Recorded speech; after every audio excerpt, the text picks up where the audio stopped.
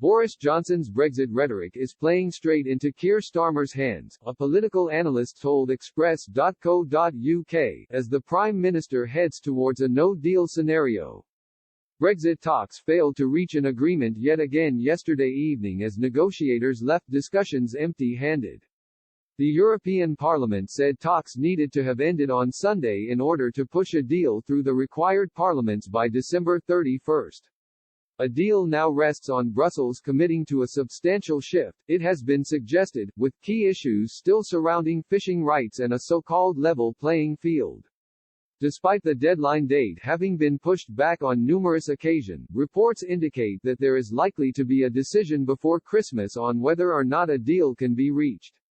And although the prolonged talks suggest an 11th-hour deal will be reached, Prime Minister Boris Johnson has previously committed the UK with confidence to a no-deal exit.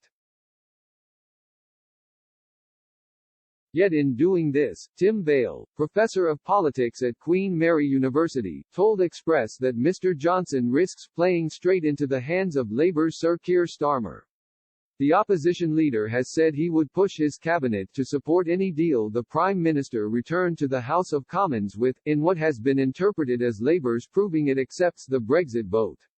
However, if no deal is pushed, Sir Keir will gain considerable political capital. As Professor Bale explained, no deal might be the worst of all worlds for the country but probably not for Keir Starmer. It would remove any dilemma about whether to vote for or abstain on a deal. And, it would allow him to lay into the government big time for not delivering what it promised voters all along. According to the BBC, Whitehall sources have said that it is increasingly likely that the UK will leave the transition period without a free trade agreement with the EU. This means that on the turn of 2021, both sides will trade on World Trade Organization (WTO) terms. Sir Keir earlier this month signaled he was planning to order Labour MPs to back a Brexit deal. While he would look at the details of an agreement before deciding whether to pledge his party's support, Sir Keir said, if the choice is a deal or no deal, then a deal is obviously in the national interest.